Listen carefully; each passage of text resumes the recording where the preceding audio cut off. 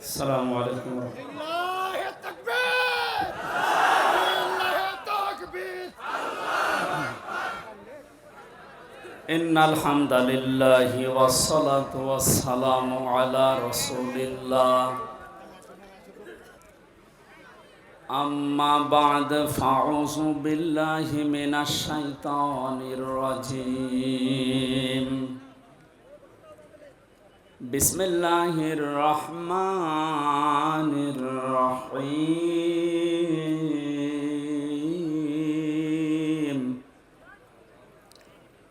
وكذلك أوحينا إليك قرآنا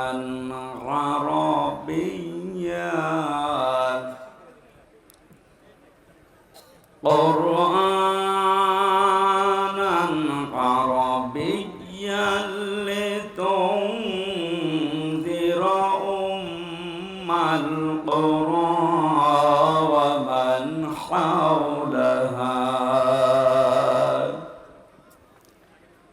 وتنذر يوم الجمع لا ريب فيه فريق في الجنة وفريق في السعير صدقت يا ربنا اللهم صل على محمد وعلى آل محمد كما صليت على إبراهيم وعلى آل إبراهيم إنك حميد مجيد اللهم بارك على محمد وعلى آل محمد كما باركت على إبراهيم وعلى آل إبراهيم إنك حميد مجيد الحمد لله নওগাঁ জেলার মান্দা থানার অন্তর্গত বারিল্লা দক্ষিণ পাড়া আমবাগান ময়দানে যুব সমাজের উদ্যোগে ঐতিহাসিক তাফসীরুল কোরআন মাহফিলের স্বনামধন্য সভাপতি বিশিষ্ট আলেমে দ্বীন জনাব মাওলানা আব্দুল কাইয়ুম, ভারপ্রাপ্ত প্রিন্সিপাল বড় বেলালদহ ফাজিল মাদ্রাসা সহ সভাপতির অনেকগুলো নাম দেখতে পাচ্ছি। ওয়ারাফা'না লাকা যিকরাক। আল্লাহ সবার মর্যাদা তার ইলম এবং আমল অনুযায়ী আল্লাহ যেন বাড়িয়ে দেন। বলেন বলেন। এতক্ষণ যারা আলোচনা রাখলেন, বিশেষ করে মাওলানা নুরুল আমিন, মাওলানা শহীদুল ইসলাম, এ মাহফিলের প্রধান অতিথি শাইখুল মাশায়েখ 10 নম্বর নুরুল্লাবাদ ইউনিয়নের সম্মানিত চেয়ারম্যান জনাব মোহাম্মদ জাইদুর রহমান, বিশেষ অতিথি জনাব মোহাম্মদ মোজাম্মেল হক কাজী, অফিসার ইনচার্জ মান্দা থানা নওগাঁ জনাব নূর মোহাম্মদ মণ্ডল, সাবেক চেয়ারম্যান জনাব SM রফিকুল ইসলাম, সাবেক চেয়ারম্যান, মঞ্চে বসা ওলামায়ে কেরাম, সামনে বসা মুসলমান ভাইরা, পর্দার আড়ালের সম্মানিতা মা এবং বোনেরা, বিশেষ করে আমার আগে যারা কথা বললেন, মান্দা শ্রদ্ধাভাজন জেলা আমির জনাব আব্দুর রকিব, দল মত নির্বিশেষে কোরআনের এই অনুষ্ঠানে যারা আমরা ইবাদত মনে করে এসেছি, এটা ইবাদত চলছে, আর ইবাদত যেভাবে করা লাগে আমরা ওইভাবেই করব ইনশাআল্লাহ। নামাজ একটা ইবাদত নাকি? বলেন না কেন? নামাজে দাঁড়িয়ে এদিক ওদিকে তাকানো যায়, একটু কথা বলা যায়, হ্যাঁ? নামাজের ভেতরে যদি কেউ হাসি দেয় ওরা নামাজ থাকে? হাসি দিলেও নামাজ থাকে না। এটাও যেহেতু একটা ইবাদত, সুতরাং এদিক ওদিকে তাকানো, গল্প করা, হাসি তামাশা করা সব 1-1.5 ঘন্টার জন্য বন্ধ রাখা যাবে না। এটা যেমন তেমন ইবাদত চলছে না, আফদালুল ইবাদা, নবীজি বলেন সর্বোত্তম ইবাদত এটা, তেলাওয়াতুল কোরআন। পৃথিবীতে যত নফল ইবাদত আছে সবচাইতে উত্তম আল্লাহর কাছে এইটা, যারা কোরআনের আলোচনায় থাকে। এই ছেলে, এই কথা বলো কেন? এই আব্দুল কাইয়ুম ভাই ওখানে কেন? এই স্টেজে আসেন। তিরমিজি শরীফের হাদিস, নবীজি মসজিদে নববীতে প্রবেশ করে দেখলেন ডান দিকে কিছু মানুষ বসে আছে, ওরা জিকির করছে। বাম দিকে কিছু মানুষ বসে আল্লাহর কোরআন নিয়ে আলোচনা করছে। নবীজি বললেন দুইটা দল ভালো কাজে আছে, তবে সবচাইতে উত্তম কাজে আছে তারা যারা আল্লাহর কোরআন নিয়ে ব্যস্ত আছে। আল্লাহ আমাকে এই মুহূর্তেই নির্দেশ দিয়েছেন আমি যেন কোরআনের শ্রোতা হয়ে এদের সাথে বসে আলোচনায় লিপ্ত হই। আপনি টের পেয়ে পাইলেন কি বললাম আমি? বিশ্বনবী যদি এখন জীবিত থাকতেন আর ইমানদার উপর দিয়ে যদি হেঁটে যেতেন, কোরআনের ইজ্জতে, হামজার ইজ্জতে না, কোরআনের ইজ্জতে নবীজি এখন এসে শ্রোতা হয়ে আমাদের সাথে আলোচনায় বসে যেতেন। এত বড় একটা দামি জায়গায় আপনি বসে গল্প করছেন, আপনি মানুষ? চুপ করেন।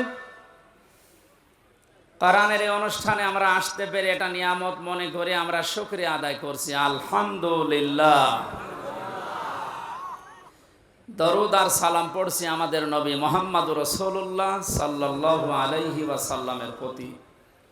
যে সমস্ত বিষয়গুলো মানুষ পেলে নারাজ হয় কিন্তু আল্লাহ খুশি হয়, তার ভেতরে অন্যতম হচ্ছে কন্যা সন্তান, বৃষ্টি, মেহমান, অসুখ বিসুখ। এগুলো পেলে মানুষ নারাজ হয় স্বাভাবিকভাবে, তো আল্লাহ সবচাইতে বেশি খুশি এই চারটা জিনিসের প্রতি। কন্যা সন্তান দিয়ে মানুষকে আল্লাহ নবীজির সাথে জান্নাতে রাখতে চায়। বিশ্ব নবী জানিয়েছেন যার একটা, দুইটা, তিনটা কন্যা সন্তান হবে, ও যদি সঠিকভাবে এলেম শিক্ষা দিয়ে তারবিয়াত দিয়ে সৎ পাত্র দেখে পাত্রস্থ করতে পারে, এ পর্যন্ত দায়িত্ব শেষ। তাহলে কিয়ামত পর্যন্ত ওই মা বাবা গার্জিয়ানের সাথে আল্লাহর রহমত থাকবে। আপনি টের পেলেন নবীজির কথা কত দূর গিয়েছে? শুধু দুনিয়ায় না, কিয়ামত পর্যন্ত থাকবে। সুতরাং আজ বাংলাদেশে ইসলামপন্থীদের উত্থান দেখার পর অনেকেই, বিশেষ করে জালেমরা তো বলতোই, এখন অনেক মুনাফিক এ কথা বলা আরম্ভ করছে। মেয়েদেরকে জুজুর ভয়টা দেখাচ্ছে যে ইসলাম যদি এসে পড়ে তোমাদের কিন্তু ঘরে আটকিয়ে রাখবে। এ কথা অনেকে শুনছি না আমরা। খুশির সংবাদ দিচ্ছি, বাংলাদেশ জামাতে ইসলামীর শ্রদ্ধাভাজন আমিরে জামাত অনেক ঘোষণা দিয়েছেন, ইসলাম যদি এদেশে আসে, আল্লাহ যদি খেদমতের সুযোগ করে দেয়, আমরা গ্যারান্টি দিতে পারি আজ যারা এই জুজুর ভয় দেখিয়ে মেয়েদেরকে উল্টা পাল্টা বোঝান, এই মেয়েরা তখন সবচাইতে বেশি খুশি হবে এবং কিয়ামত পর্যন্ত যত মহিলা এই বাংলাদেশে আসবে তারা মনে করবে আমরা মায়ের কোলের উপরে আছি। সেরকম গ্যারান্টি ইসলাম দিতে পারে না পারে না? পেরেছিল ইসলাম, এখনো ইসলামী আছে, কিয়ামত পর্যন্ত ও ইসলামী থাকবে। যেন আমরা যেন আবার ইসলামের ভেতরে ওলট পালট কিছু না ঢোকায়। কারণ বাংলাদেশ, ভারত, পাকিস্তান এই সমস্ত দেশে আসল ইসলামের চাইতে বানানো ইসলাম বেশি চলে। কথা বলেন না কেন? ওই সমস্ত ইসলাম বাদ দিয়ে আমরা যেটা আসল ইসলাম, ইন্না দীনা ইনদাল্লাহিল ইসলাম, আল্লাহর কাছে যেটা মনোনীত, ওইটা আমরা কায়েম করে প্রতিষ্ঠার মাধ্যমে যে বিজয় পেয়েছি এটা সর্বোচ্চ চূড়ায় পৌঁছিয়ে দিতে চাই। আল্লাহর সাহায্য এসেছে কিন্তু এখনো পর্যন্ত কাঙ্ক্ষিত বিজয় আমরা পাইনি। কথা বুঝতেছে?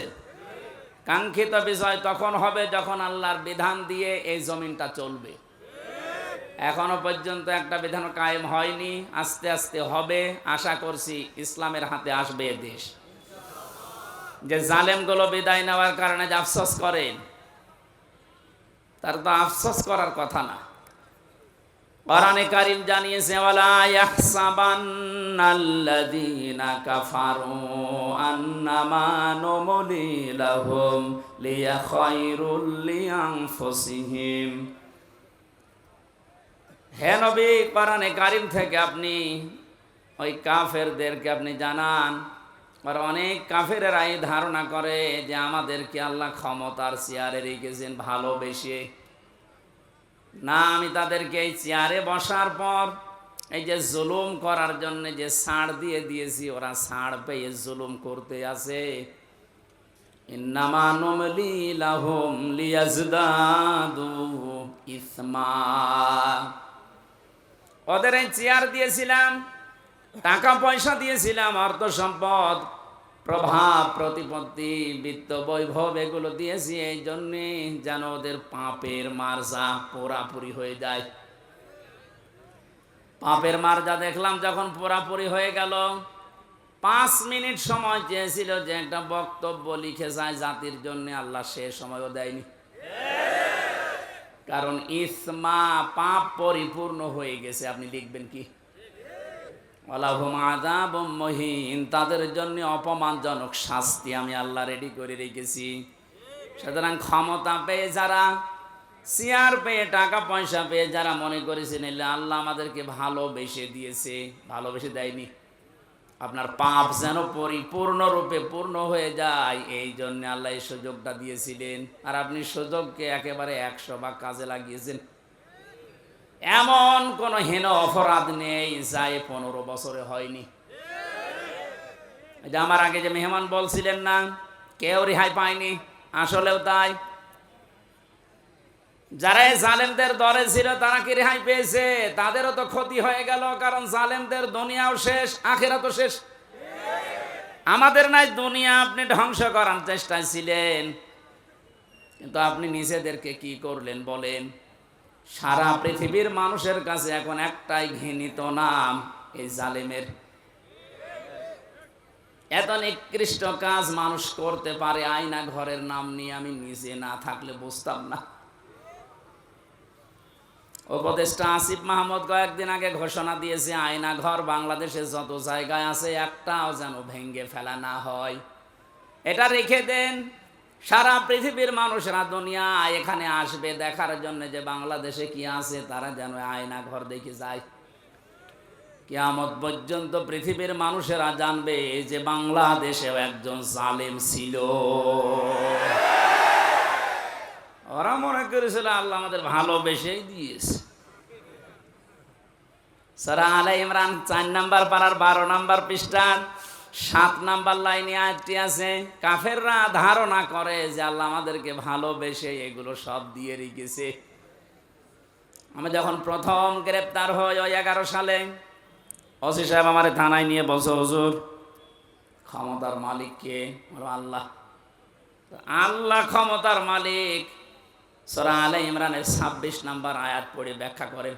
কি ব্যাখ্যা করব?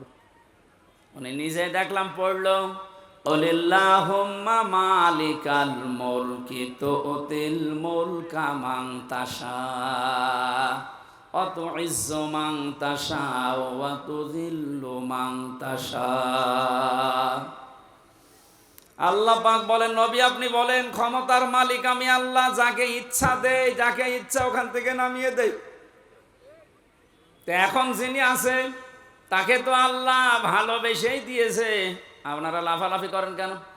কথা তো ঠিকই, আল্লাহ তো দিয়েছে তারে, কারণ উনি যারে ইচ্ছা তারে দেয়, যারে ইচ্ছা নামিয়ে দেয়। এই ছেলে কথা বলো, কি কি কারণে? আর এখানে দাঁড়িয়ে কি দেখেন কি আপনি? আর এখানে বসেন না, বাড়ি চলে যান। যান, পেছনে সেল লাগছে, মুরব্বী দেখছেন না?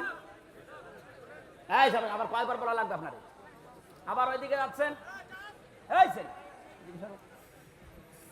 কোন দিকে তাকাও তুমি নিজে? সরো সরো, এখানে সরো, সরো সরো সরো, তাড়াতাড়ি সরো। মাইক আলা থাকলে যেন বসে থাকে।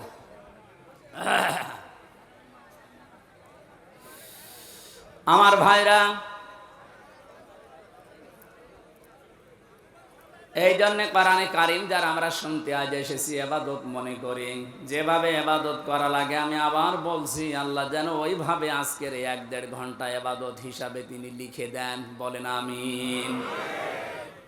আজকের তেলাওয়াত কিন্তু আয়াত সূরা শূরা। শূরা শব্দের শাব্দিক অর্থ হচ্ছে সংসদ। শূরা মানে কি? এটা তো আমি বানালাম নাকি? এ শব্দ শুনলে অনেকের আবার অ্যালার্জি হয়, তো যাদের অ্যালার্জি হয়তো তার এখন নেই। কথা বলে না কেন? আমার তো মনে হয় কোরআনে কারিমের কথাগুলো বাংলার বিভিন্ন প্রান্তে বলতে গিয়ে যারা আলেমদের এই মাইক কেড়ে নিয়েছে ওদের নামের তালিকা করে এখন মোড়ে মোড়ে টাঙিয়ে দেওয়া দরকার। জালেমগুলো যেন কিয়ামতের আগে আর নিজের পরিচয় দিয়ে এলাকায় ঢুকতে না পারে। এখনো যদি কেউ বুঝে না বোঝার ভান করে কোন মুনাফিক আবার যদি এই কাজ শুরু করেন, আপনাকে আল্লাহ অপমান আরো বেশি করবে। কারণ আমির হামজা কথা বলছে ওর বাবার কথা সব নাকি বলেন। এই জন্য আমরা সতর্ককারী হিসাবে এসেছি। আল্লাহ আমাদেরকে নবীদের ওয়ারিস বানিয়েছেন। বিশ্ব নবী সহ যত নবী দুনিয়ায় ছিল সব নবী ছিল সতর্ককারী। আজকের আলোচনার বিষয় হচ্ছে সতর্ক। কি বললাম? আমাদের সতর্ক হওয়া লাগবে। আর এই জন্য এলাকার মানুষ মিলে এই আয়োজন দিয়েছে যেন আমরা সতর্ক হতে পারি। সূরা মানে সংসদ, 53টা আয়াত দিয়েছেন আল্লাহ, 5টা রুকু আছে। একটা মাত্র আয়াত পড়েছি, 5টা ভাগ করেছেন আল্লাহ এই আয়াতের ভেতরে। আমরা এই 5টা বিষয়ে তাফসীর যেহেতু লিখে দিয়েছেন, ওইভাবে আমরা কথা বলার চেষ্টা চালাবো ইনশাআল্লাহ। এই সমস্যা কি?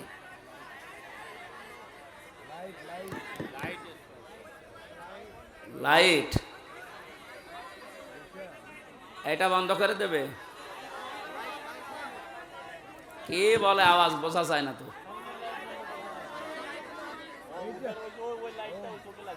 ওইটা এগুলাই মাগরিবের পর থেকে চলছিল, এখন দেখেননি? কার মোবাইলের লাইট? হ্যাঁ, মোবাইলের লাইট কার? এখানে লাইট কার? কি একজন বলেন, একজন বলেন কি সমস্যা কি?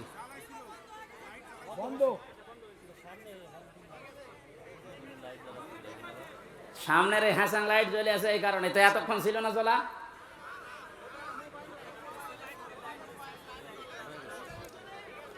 হ্যাঁ, পেছনে মোবাইলের লাইট জ্বলছে কার?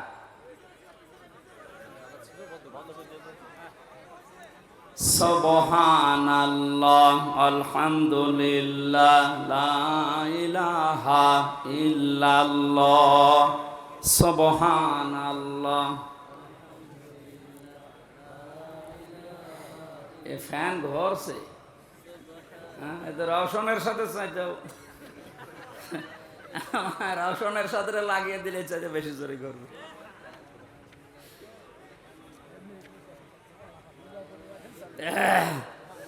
সুবহানাল্লাহ, আলহামদুলিল্লাহ, লা ইলাহা ইল্লাল্লাহ, সুবহানাল্লাহ, আলহামদুলিল্লাহ, লা ইলাহা ইল্লাল্লাহ, লা ইলাহা ইল্লাল্লাহ, মুহাম্মাদুর রাসূলুল্লাহ। নওগাঁবাসী অ্যাক্টিভ হয়ে শুনবেন। কোরআনে কারীম আল্লাহ এমনভাবে সাজিয়েছেন, এটা হেদায়েত দেওয়ার একচ্ছত্র মালিক আল্লাহর হাতেও দিয়ে দিয়েছেন। এই জন্য যত বেশি আপনি মন লাগাবেন, কান লাগাবেন, আল্লাহ তত তাড়াতাড়ি আপনাকে পথ দেখিয়ে দেবে। বিশ্বাস করতে পারেন 100 ভাগ কোরআনের কোন সতর্কবাণী শোনার পরে যদি কারো মনের পরিবর্তন না হয়, সে যেন বিশ্বাস করে নেয় যে তার কপালে আর হেদায়েত নেই। কথা বুঝতেছেন? আল্লাহ পাক বলেন, ওয়া কাযালিকা আওহাইনা ইলাইকা কুরআনান আরাবিয়্যান লিতুনযিরা উম্মাল কুরা ওয়া মান হাওলাহা। এসে চুয়াডাঙ্গার এমপি ছিল মাওলানা হাবিবুর রহমান, মাঝে মাঝে বলতেছে আমি ওয়াজ করে করবো কি, এত ওয়াজ করে এক বেদের মেয়ে জোসনা এসে আমার বান্দাল সব ভাঙিয়ে ফেলে। তাই আমি একটু আটসাট করে গুছিয়ে নেব, ও এক কথা বলি আমার লাইন কেটে দিচ্ছে। এটা চোখ থাকা যাচ্ছে না ঘন্টাখানি।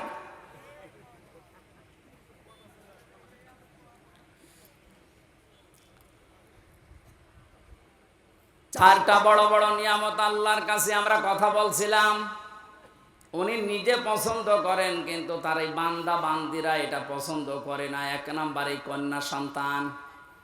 সুতরাং মেয়েদেরকে যে জুজুর ভয় দেখানো হচ্ছে, বিশ্বনবী ওই ভয়টা ১৫০০ বছর আগেই কাটিয়ে গিয়েছেন। কথা বলেন না কেন? আপনারা সব করতে পারবেন, শুধু পর্দা এইটা মেনটেন করে আপনি সব করতে পারবেন, কোনো নিষেধ নেই আপনার। সুতরাং ডান বলেন বাম বলেন, নাস্তিক বলেন আর যাই বলেন, যারা উল্টা পাল্টা ভয় দেখাচ্ছে এগুলো তাদের নিজেদের স্বার্থে। আল্লাহ আমাদেরকে বোঝার তৌফিক দিন, বলেন আমিন। ২ নম্বরে মেহমান। মেহমান যে ধরনের হোক, নবীজি বলেন কেউ যদি আল্লাহ এবং কিয়ামতে জবাব দিতে হবে এই বিশ্বাস করে, সে যেন অবশ্যই মেহমানের সম্মান করে। কারণ মেহমান যখন আপনার বাড়িতে আসবে, সে তার নিজের খাবার নিয়ে আসবে, আপনি শুধু আপ্যায়ন করার কারণে পুরাটা সাদগা দেওয়ার সওয়াব পাবেন। ৩ নম্বরে বৃষ্টি, এটা মাঝে মাঝে আমাদের উপরে হচ্ছে, এটা আল্লাহর রহমত। ৪ নম্বরে রোগ ব্যাধি। ৪ নম্বর কি?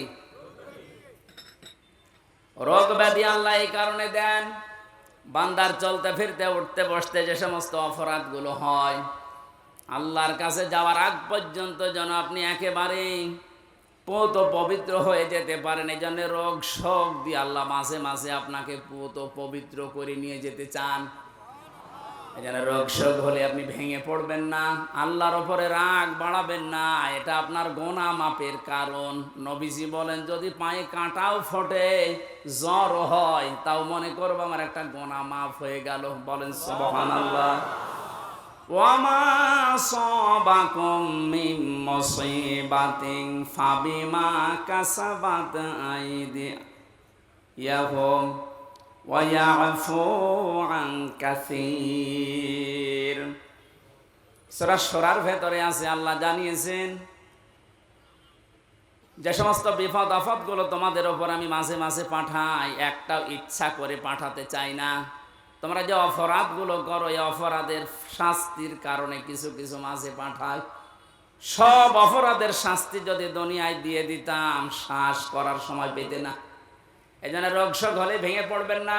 কিছু মানুষের অভিযোগ হয়ে যায় আল্লাহর উপরে, আল্লাহ তুমি আমার এই শুধু দেখো, পাশের বাড়ির কেউ দেখে না।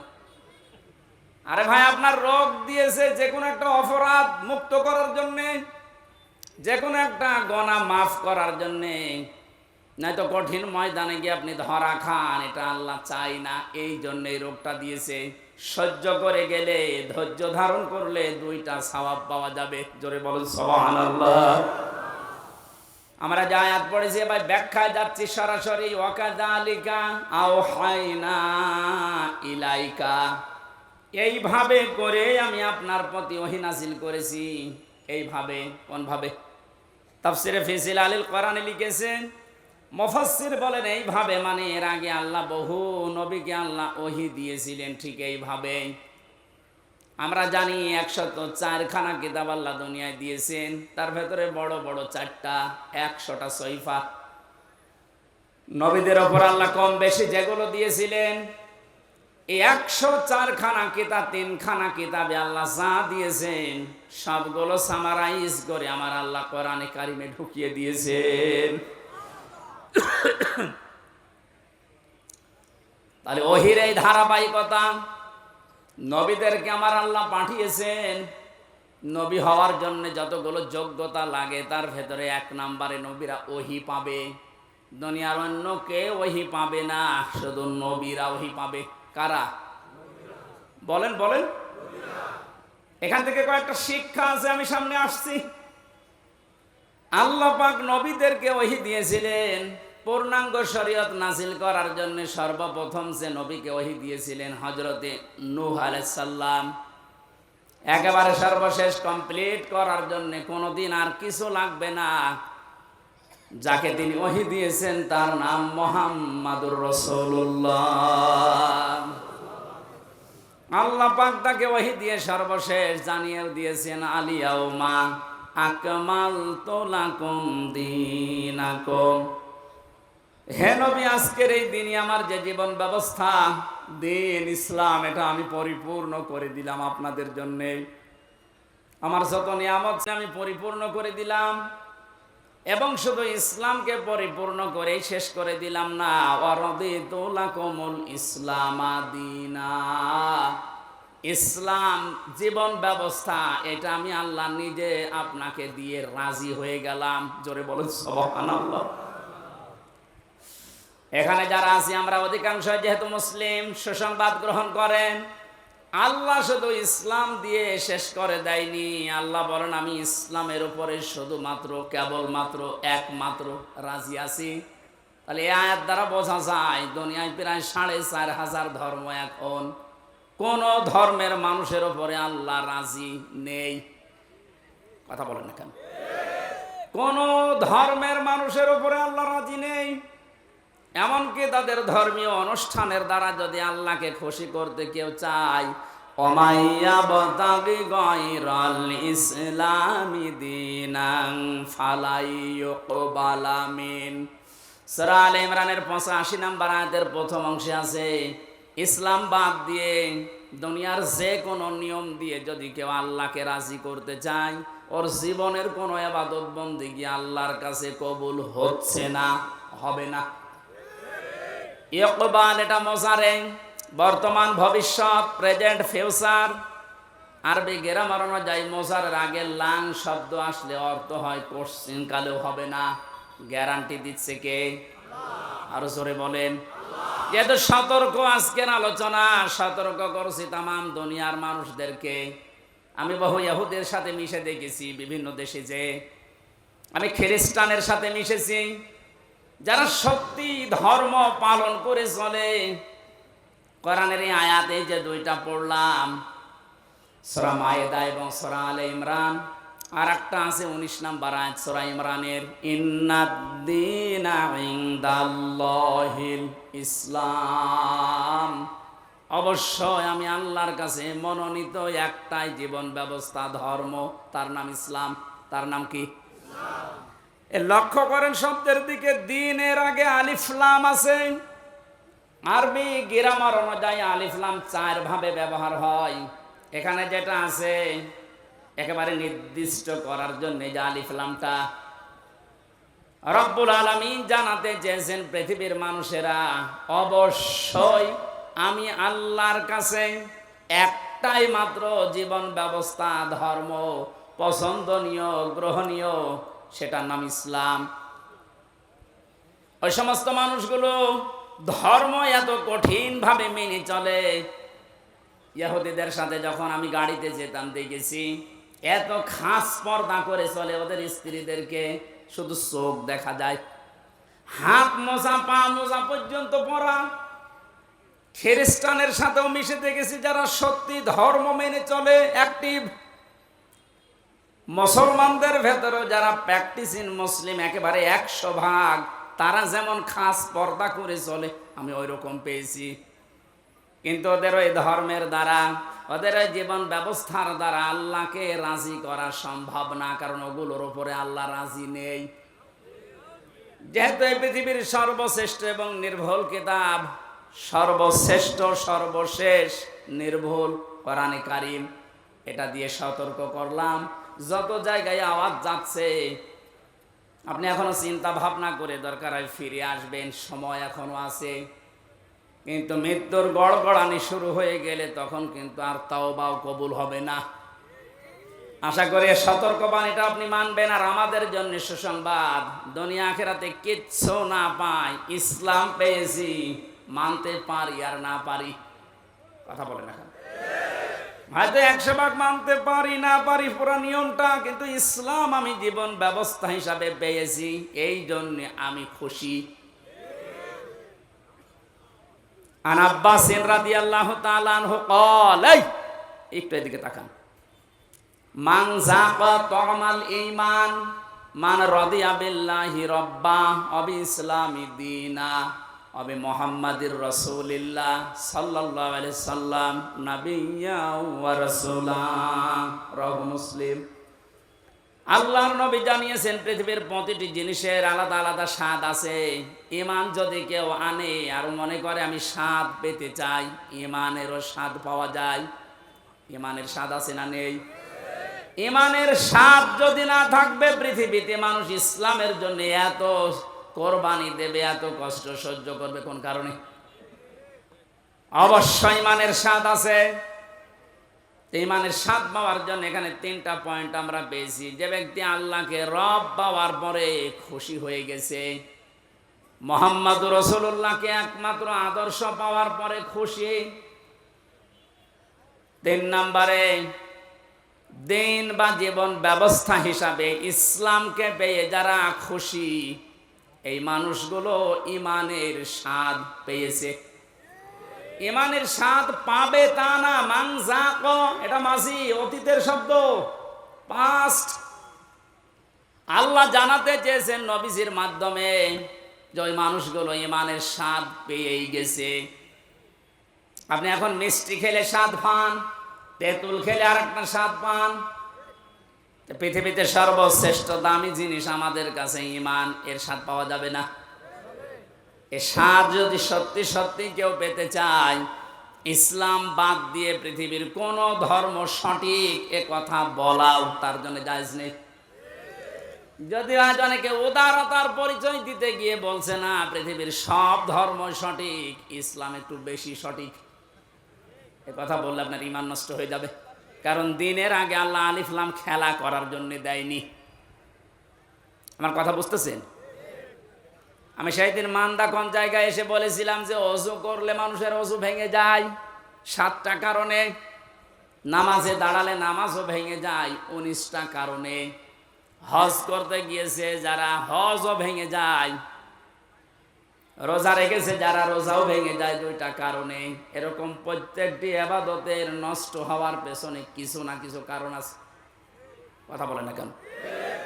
সবচাইতে দামি যেটা তার নাম ঈমান। এটা না হলে আপনি জান্নাতের দরজার কাছেও যেতে পারবেন না। এই ঈমানও মানুষের ভেঙে যায়, নষ্ট হয়ে যায়। 10টা কারণ পেয়েছি কোরআন হাদিসে, 10টা কারণে মানুষের ঈমান ভেঙে যায়, নষ্ট হয়ে যায়। তার ভেতরে 9 নাম্বার কারণ এইটা যে মানুষ পৃথিবীর সব ধর্মকে সঠিক মনে করে, তার ঈমান নষ্ট হয়ে যায়। সোশ্যাল সমাজের ভেতরে উদারতার পরিচয় দিতে গিয়ে আজ অনেককে এরকম উল্টা পাল্টা বোঝাচ্ছে খ্রিস্টান আর ইহুদিদেরকে খুশি করার জন্য। আমি কথা বোঝাতে পেরেছি? এই জন্য আমাদের আফসোস, দুঃখ, কোনো কিছুই নেই, কিচ্ছু না পাই। জীবন ব্যবস্থা হিসাবে আমরা পেয়েছি ইসলাম। কি পেয়েছি? আরো জোরে বলেন। নবীজিকে আল্লাহ জানিয়েছেন যে এইভাবে যত নবীকে আমি আল্লাহ ওহী দিয়েছিলাম নবী হওয়ার যোগ্যতা অর্জন করার জন্যে, তার ধারাবাহিকতায় আপনাকে আমি দিলাম ওহী। কে দিয়েছি আপনার ওহী? কুরআনান আরাবিয়্যা। আপনাকে আমি দিয়েছি আরবি ভাষায় কোরআন। কোরআন কোন ভাষায়? সবাই বলেন। এখানে আমার একটা সতর্কের বিষয় আছে। আমার আগে যিনি আলোচনা করছিলেন কি জানো না? নুরুল আমিন। ওনাকে সহ বহু আলেমের মুখে এখন আমি কোরআনে কারিম এখনো পর্যন্ত অশুদ্ধ শুনতে পাচ্ছি। এটা আফসোসের বিষয়। উনি অবশ্যই টাইটেল পাস বা কামিল পাস করেছেন, এটা মাওলানা আগে লেখা আছে কোন কারণে? মাওলানা মানুষের তেলাওয়াতের হাল সিরাত যদি এরকম হয়, বাকি যারা বসে আছেন তারা তো আল্লাহর ওলি না। আমি কোনো অপমান করা, ছোট করার জন্য বলছেন, আমি শুনছিলাম বসে বসে, সেই জন্য তেলাওয়াত হবে না ওইভাবে। সর্বোচ্চ 8-10টা কায়দা লাগে গ্রামারের। তাসবিহের 8টা-10টা কায়দা একটু ভালোভাবে আয়ত্ত করতে পারলে আপনি কোরআন শুদ্ধ করে পড়তে পারবেন। এটাকে নফল না ফরজ? ফরজ, নামাজের মতো ফরজ। নামাজ যতগুলো কারণে ভেঙে যায় তার প্রথম কারণে কেউ যদি কোরআন অশুদ্ধ পড়ে, উনি যেভাবে পড়েছে তেলাওয়াত করছিল ওটা যদি নামাজে পড়ে, ওনার নামাজ হবে না, কারণ অর্থ পাল্টিয়ে গেছে। যেখানে এক আলিফ টান নেই এমন টান দিয়েছে মনে হচ্ছে এখান থেকে গোদাগাড়ি পর্যন্ত।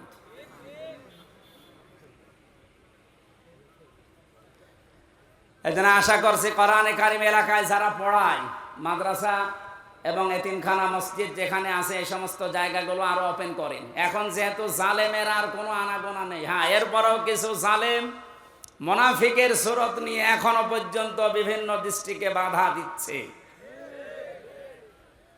সাফ কথা শোনেন, যারা কোরআনে কারিম পড়া বোঝা, কোরআনে কারিমকে প্রচার করা প্রতিষ্ঠা করায় বাধা দেয়, এরা টাটকা নির্ভেজাল কাফের, কোনো সন্দেহ নেই। এরা যদি মারা যায়, কোরআন বাধা দিয়েছে, কোরআন প্রচারে প্রসারে প্রতিষ্ঠায় শিক্ষায়, এ মানুষগুলো মারা গেলে ওর জানাজার দরকার নেই, কবর দেওয়ার দরকার নেই। আজকে যদিও আমার একজন দায়িত্বশীল বলছিল এত কড়া করে বলা ঠিক না, মানুষের অন্তরে একটু দুঃখ লাগে। তা আল্লাহ যদি এ ফোর্সে বলে, আমি এ ফোর্স থামাবো কি করি? আল্লাহ মনে হয় বলেনি, আমি মনে হয় বানালাম। সূরা বাকারার ভেতরে আছে অমান আসলামু মিম্মান মানা মাসাজিদাল্লাহ। সূরা বাকারার ভেতরে আল্লাহ জানিয়েছেন, আমি আল্লাহর দৃষ্টিতে সব চাইতে বড় জালেম ওইটা, যেই লোকটা আমি আল্লাহর ঘর মসজিদে আমার নাম, আমার জিকির, আমার কোরআনের আলোচনা হতে বাধা দেয়, বন্ধ করে দেয়। এ 15 বছরও কোন জালেমের এইরকম সাহস হয়নি যে কোরআনে কারিম মসজিদে পড়লে বাধা দিয়েছে, বন্ধ করে দিয়েছে। কিন্তু এখন আমি অনেক জালেমকে প্রকাশ্য দেখতে পাচ্ছি, মসজিদে কোরআনের দার্স হচ্ছে, মুসলমান নাম যে বন্ধ করে দিচ্ছে। আরে ভাই, কাজ তো কাফেরের কাজ, আপনি যে নামেই করেন না কেন, বুঝে করেন আর না বুঝে করেন, এখনই থামেন, নাইলে আপনি চির বঞ্চিত হয়ে যাবেন হেদায়েত থেকে। আপনার দুনিয়াও হারাবেন জালেমদের মতো, আখিরাত তো হারিয়েই ফেলেছেন। ওখানে যদি হামজার কথায় বাধা দেওয়া হতো, কিচ্ছু মনে করতাম না, আরো বাহবা দিতাম, বাধা দেন। কিন্তু কথাগুলো তো হামজার না, আল্লাহর হামজা অ্যাডভার্টাইজ করছে। আমি আয়াতটা আপনাদেরকে লাইন পারা পৃষ্ঠা দিয়ে বলছি, আবার মন খারাপ করবে অনেকে যে না এটা মনে হয় বানিয়ে বলছে। অমানা সুলামু মিম্মান যুকির মিম্মান মানা মাসাজিদাল্লাহি। একটা একটা করে অর্থ বলছি। ওয়া মানে এবং মান মানে যে ব্যক্তি, আসলাম ইসমে তাফসীর, এটা সুপারলেটিভ ডিগ্রি, এর চাইতে বড় শব্দ আর ভয়ঙ্কর শব্দ কোরআনে নেই। আল্লাহ বলেন সব চাইতে বড় জালেম ওই লোকটা। ইংরেজিতে যেমন গুড, বেস্ট, বেটার বলে, এই যে এটা সেটা, এর চাইতে বড় কিছু হয় না আরবি ভাষায়। আল্লাহ এত বড় শব্দ ইউজ করার পরে বলেন আমার দৃষ্টিতে বড় জালেম কে আপনি দেখতে চান? ওই লোকটা মিম্মান মানাওয়া, যেই লোকটা বাধা দেয়, নিষেধ করে, প্রতিবন্ধকতা সৃষ্টি করে, মাসাজিদাল্লাহি, আল্লাহর মসজিদে। মসজিদ কার? বলেন বলেন। আল্লাহর মসজিদে বাধা দেয়, প্রতিবন্ধকতা সৃষ্টি করে। কি করতে? সেখানে আল্লাহর নাম উচ্চারণ হবে, আল্লাহর জিকির হবে, আল্লাহর কোরআনের কথা হবে। এগুলো যারা বন্ধ করে দেয়, বাধা দেয়, এবং এগুলোকে ধ্বংস করার জন্য চেষ্টা চালায়, যেন আল্লাহর কোরআনের কথা এখানে হতে না পারে, কোরআন প্রচার প্রসার প্রতিষ্ঠার কথা, এজন্য বাধা দেয়। এগুলো আল্লাহর দৃষ্টিতে সব চাইতে বড় জালেম। বেশি বলে ফেললাম। এটাকে বাংলাদেশে এখন পাওয়া যাচ্ছে না, আপনি সতর্ক হন।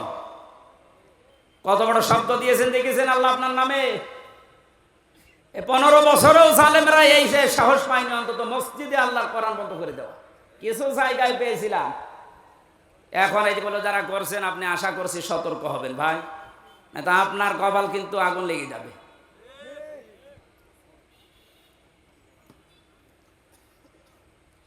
এই আয়াতের ভেতরে পেয়েছিলাম কোরআনান আরবিয়্যা, কোরআনে কারিম আপনার পথে আমি দিয়েছি ইংরেজি ভাষায়।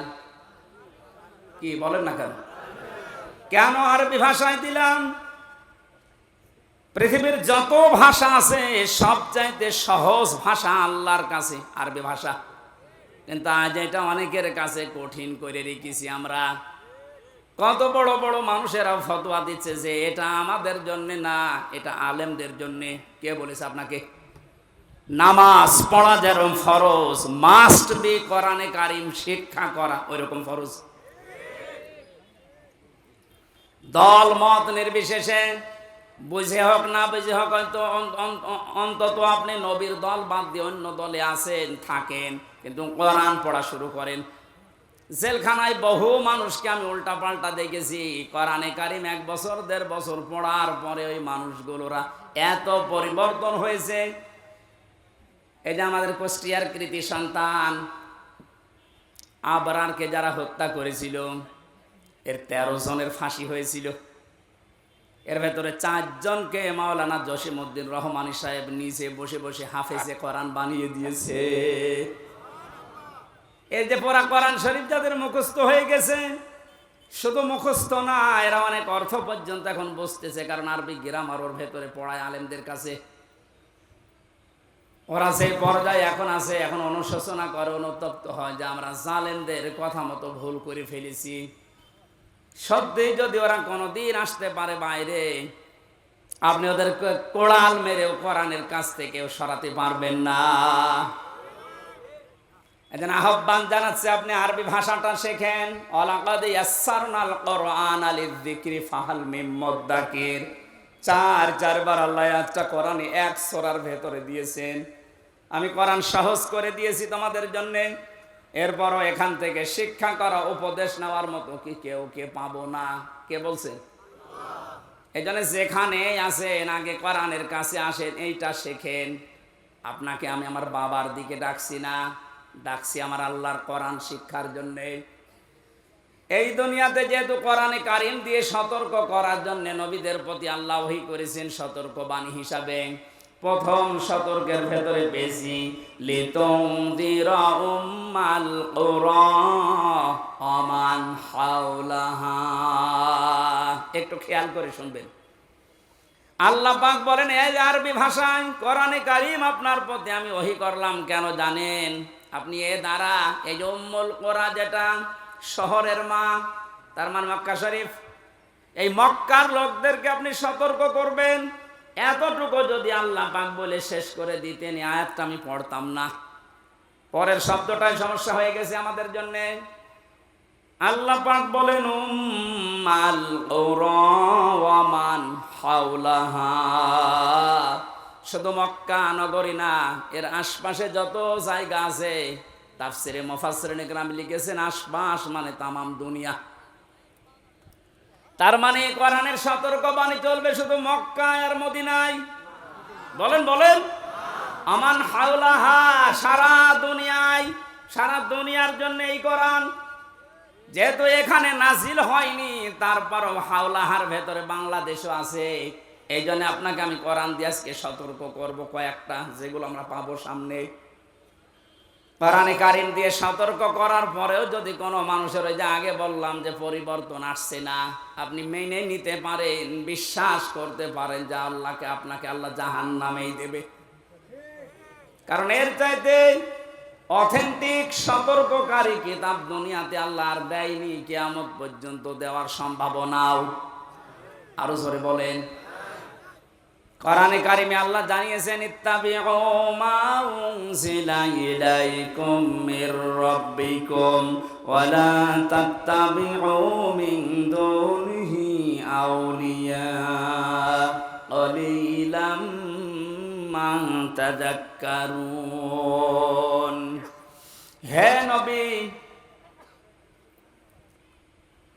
সবাইকে বলেন তারা যেন সবাই আঁকড়িয়ে ধরে, ইত্তেবা করে, অনুসরণ করে যেটা আপনার প্রতি আমি আল্লাহ নাজিল করলাম, তার নাম বলেন বলেন আরো জোরে। তাহলে এখানে আর কোনো মতভেদ আছে যে কোরআন আঁকড়িয়ে ধরার ব্যাপারে কোনো ফতোয়া আছে?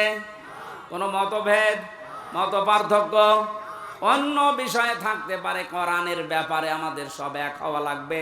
এ নির্দেশ আল্লাহর। আল্লাহর পরবর্তীতে বলেন ওয়ালা তাত্তাবিউ, অনুসরণ করবা না, মিন দুনিহি আউলিয়া, কোন ওলির। শাব্দিক অর্থ শোনার পরে মনে হচ্ছে আল্লাহ তার ওলিদের বিরুদ্ধে। না মানে আপনি বলেন শাব্দিক অর্থ যেটা করলাম, আল্লাহ ওলিদের বিরুদ্ধে মনে হচ্ছে না? ওয়ালা তাত্তাবিউ, কেউ অনুসরণ করবা না, মিন দুনিহি আউলিয়া, ওলির বহু বচন আউলিয়া, কোন ওলির অনুসরণ দরকার নেই। শাব্দিক অর্থ শোনার পরে কিন্তু মনে হচ্ছে যে আল্লাহ মনে হয় তার ওলিদের বিরুদ্ধে। তাফসিরে আমি যতগুলো মিলিয়েছি আয়াতের সাথে, সব মুফাসসির এভাবেই লিখেছেন। আল্লাহ পাক ভালোভাবে জানেন দুনিয়াতে এমন সময় আসবে যে সময় আমার অনেক বান্দা বান্দি আবেগে আল্লাহর চাইতে ওদের আব্বাকে বড় মনে করবে। সে সময় আসতে এখনো দেরি আছে। কথা বলেন এখন, সে সময় পার হয়ে গেছে। আল্লাহর চাইতে আব্বাকে এত বড় মনে করেছিল, আল্লাহর ঘোষণা ওর পছন্দ হয়নি। আল্লাহর ঘোষণা ছিল কি? মিল্লাতা আবিকুম ইব্রাহিম, তোদের আছে জাতির পিতা ইব্রাহিম। এটা কোরআনের আয়াত না? এই কথা বলেন না কেন? এটা পুরা উল্টিয়ে, জাতির পিতা ইব্রাহিম আমরা মানি না, আমার পিতা ইব্রাহিম, আমার পিতা জাতির পিতা। আল্লাহ ওটা দাঁড় করাতে দিয়েছে। কথা বলে না কেন? শুধু হেলিকপ্টারে উঠতে দেরি। আমি তো 1:30টার সময় ছাদের উপরে থেকে দেখছিলাম, একজন আমারে বলছে কিছুক্ষণ পরে সেনাবাহিনী বসেছে, ঘোষণা আসবে। তারপর ওই সময় গুলি চলছিল, 14 জন আমার সামনেই মারা গেছে 5 তারিখে।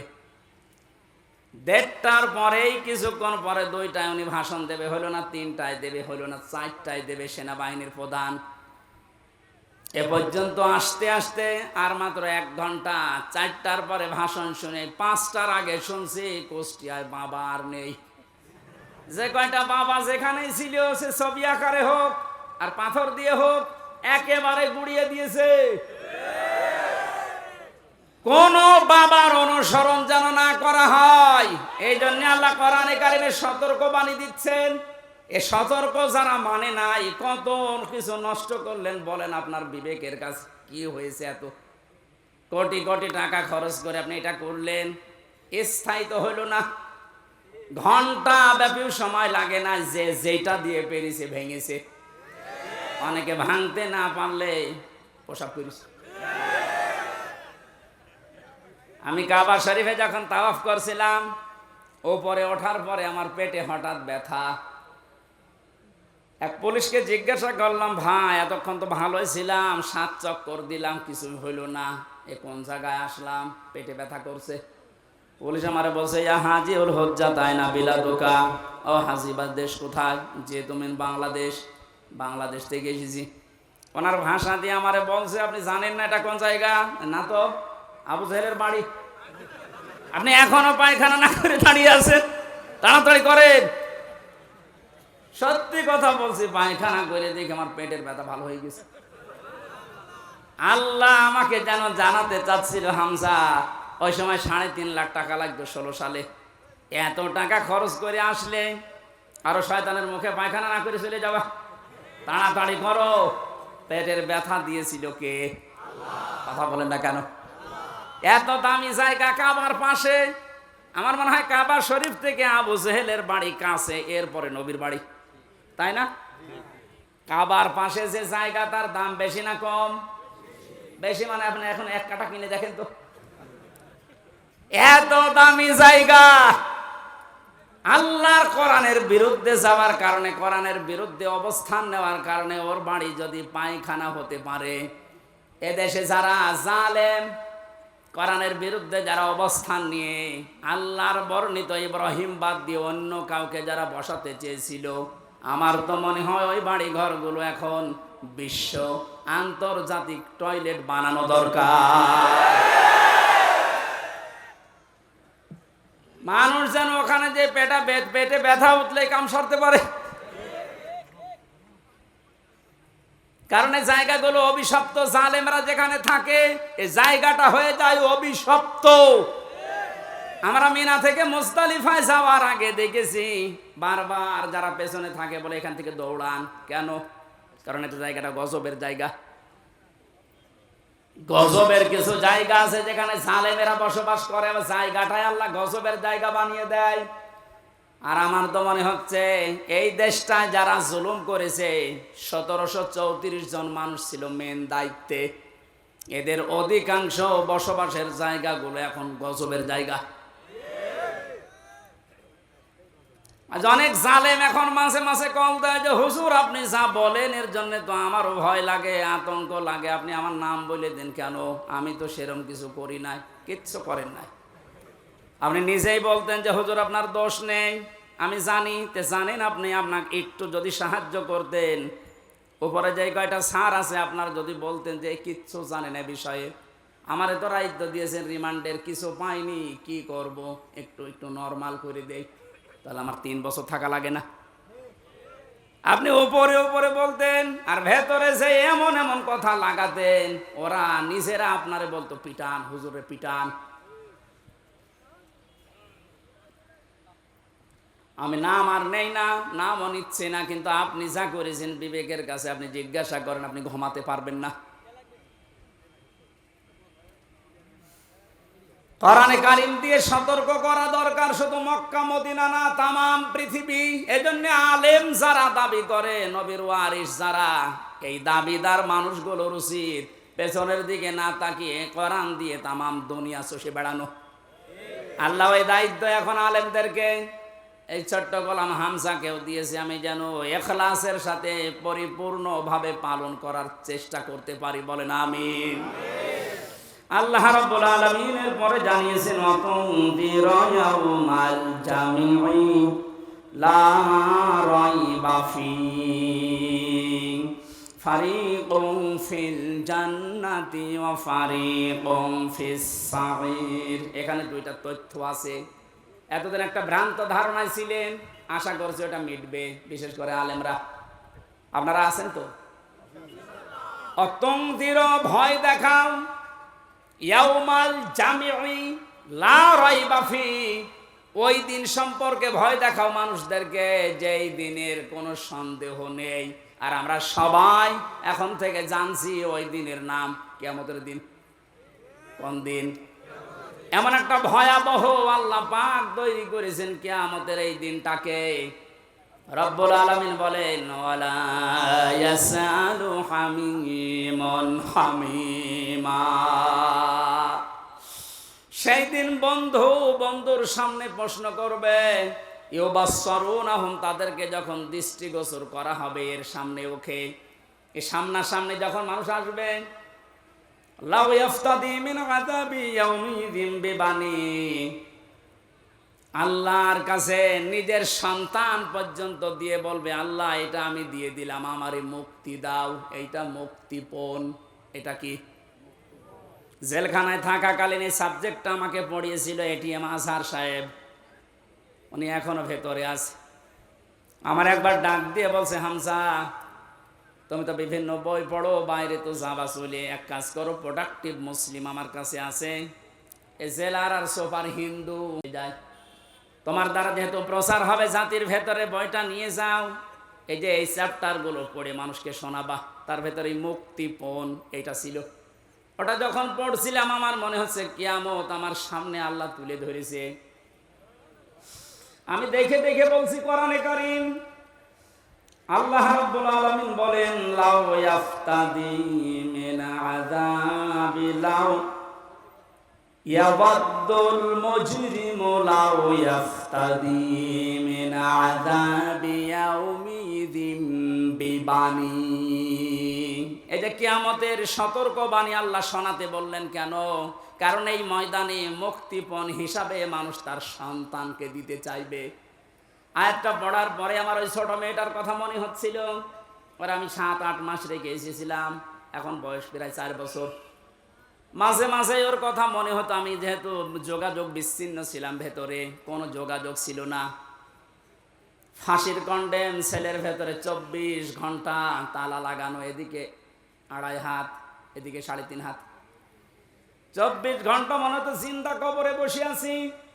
যখন এই বইটা পেয়ে আয়াতটা মিলাচ্ছিলাম, আল্লাহ কিয়ামতে কি এমন তৈরি করবা যে আমার ওই ফারিহাকেও তোমারে আমার দিয়ে দেওয়া লাগবে, যে আল্লাহ মুক্তিপণ দিলাম, না এটা আমার বিশ্বাস হচ্ছে না। কি এমন ঝালঝালা অবস্থা পয়দা হবে, আপনি নিজের সাথে এবার মিলান তো, যে আমার মতো হামজা, আমার সবচাইতে প্রিয় যেটা আল্লাহ রসুলের পরে আমার মা বাবার চাইতেও আমার কাছে প্রিয় এই ফারিহা, ওরে পর্যন্ত বলা লাগবে আল্লাহ একেও দিয়ে দিলাম, তুমি আমারে বাঁচাও। আল্লাহ এতটুকু শেষ করেননি। আপনি কথা শুনতে যেমন সহজ মনে হচ্ছে, বাস্তবে কি প্র্যাকটিক্যাল লাইফে এত সহজ হবে এটা? সব চাইতে আমি বললাম আল্লাহ রসুলের পরে আমি পৃথিবীতে সব চাইতে বেশি ভালোবাসি আমার ছোট মেয়েটাকে। বড়টার প্রতি অত মহব্বত এখন আর নেই, ছোটটার প্রতি যত বেশি। অথচ আল্লাহ বলেন বিবানি তোর এই ফারিহাকেও বলবি যে আল্লাহ দিয়ে দিলাম, তুমি আমারে বাঁচাও, এরে যা করবা করো। বাস্তবে আপনি দেখেননি এই বন্যায় কত মানুষ ভেসে যাচ্ছে, অথচ নিজের 2 মাস 5 মাস 1 বছরের বাচ্চাকে বুকের উপরে নিয়ে নিজে ভাসতে ভাসতে মরে গেছে। বাচ্চা বেশি আছে, এই কথা বলছেন কেন? এত বড় কঠিন বন্যায় নিজের জীবন দিয়ে দিলেও তাও বাচ্চাকে বাঁচিয়ে রেখেছে তক্তা হয়ে। আর আল্লাহ বলেন না, এমন অবস্থা করবো তোর ওই ফারিহাকে বলবে আল্লাহ তুমি তাড়াতাড়ি এরে নাও, আমারে বাঁচাও।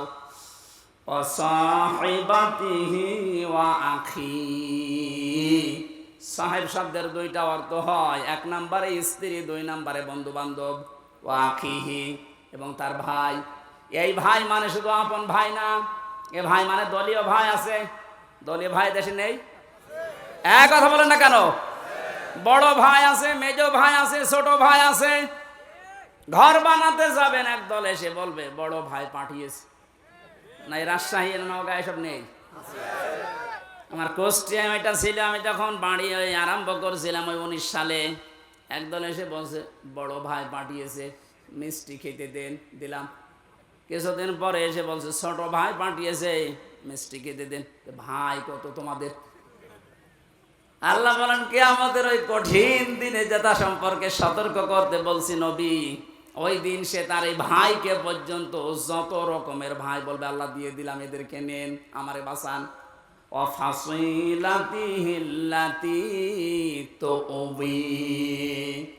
তার নিজের জ্ঞাতি গোষ্ঠী, দলীয় লোক সব দিতে চাইবে। আজ বাংলাদেশের এই ছোট্ট বিপদে অনেকেই দেখেন মুখ খুলে সব দিতে রাজি হয়ে যাচ্ছে।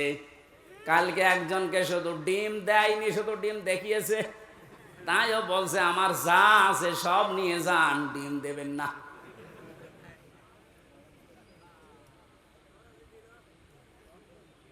বাংলার মুসলমানেরা এত কিছু শুরুই করেনি,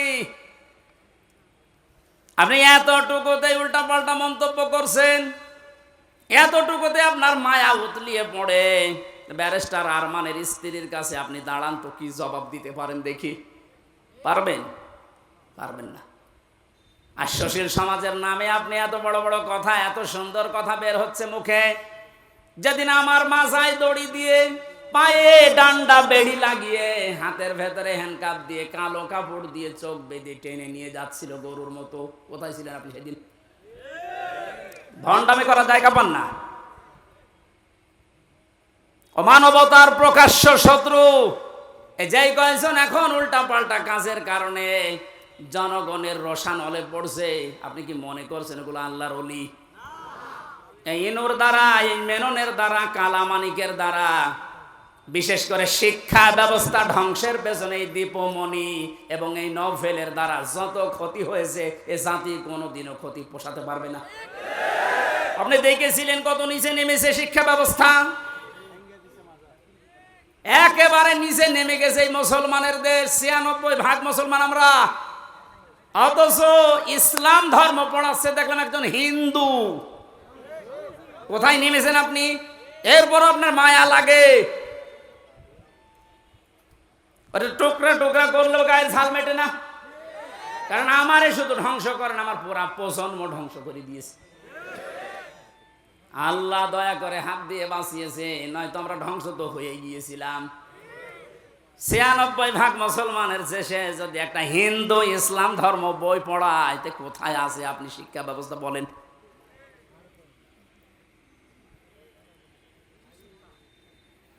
একটু শুধু উপর দিয়ে একটু ডিম মারে, এই আপনার সহ্য হয় না। আর আমার মাথায় দড়ি দিয়ে যে ছাগলের মতো টেনে নিয়ে গেল, তখন আপনার সহ্য হলো কি করে?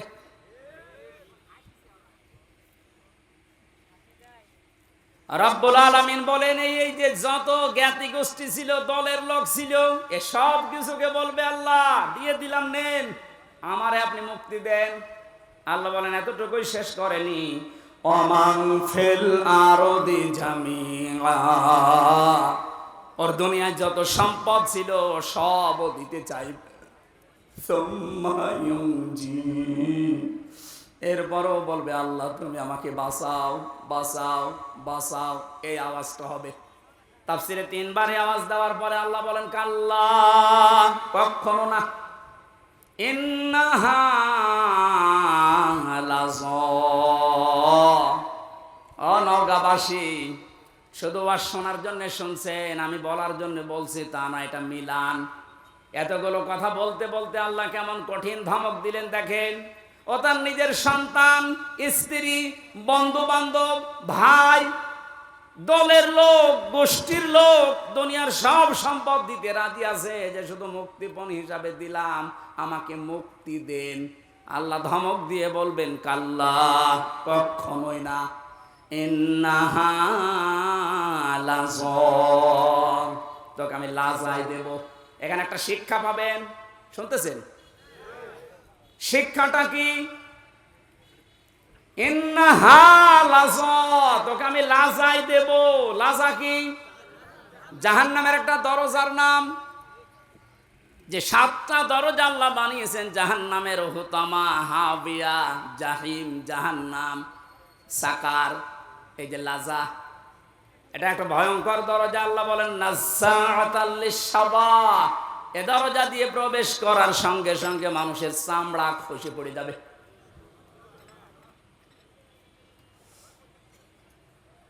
ওয়াজ বাড়ি নিয়ে যাওয়া নাই, এখানে পর্যন্ত রাখেন। বলেন তো এরকম কি ঘর দুনিয়ায় আছে যেখানে গেলে আগে চামড়া খসে যায়? আমি এখনো পাইনি।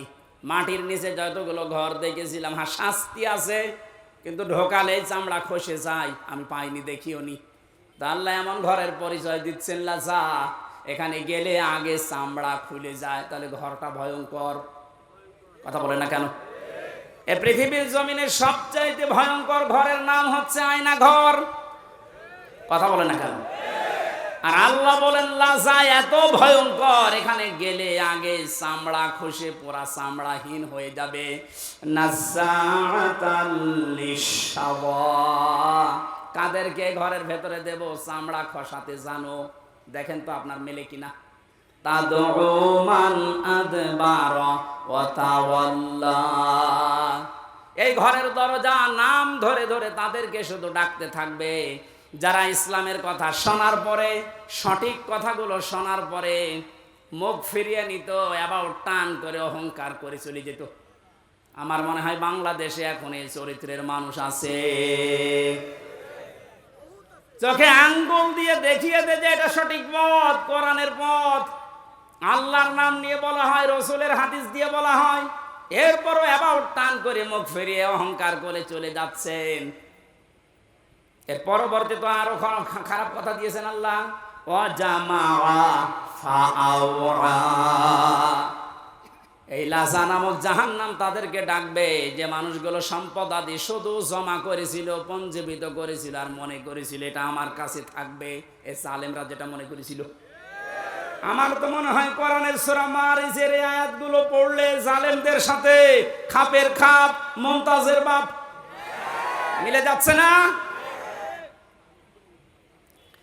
এগুলোকে 9:30 পর্যন্ত কি করেছেন? আমার আয়াত কেবল শুরু হচ্ছে আর এখন আদায় করে না। এই জন্য তো মাহফিলে আমি আসতে চাই না, আদায় করা মাহফিলে নিয়ে আসবেন না, এগুলো আগে থেকে করে নেবেন।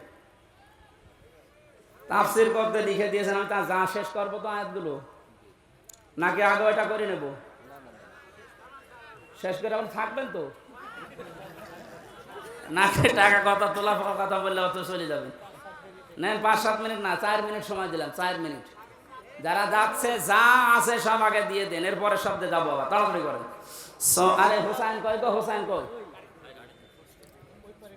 কালেকশনে মাহফিল নিয়েছে, ও কালেকশন করতে পারে না? এটা তো আমি জানি না, তো আমার জোর করে চাপিয়ে দিলে হবে?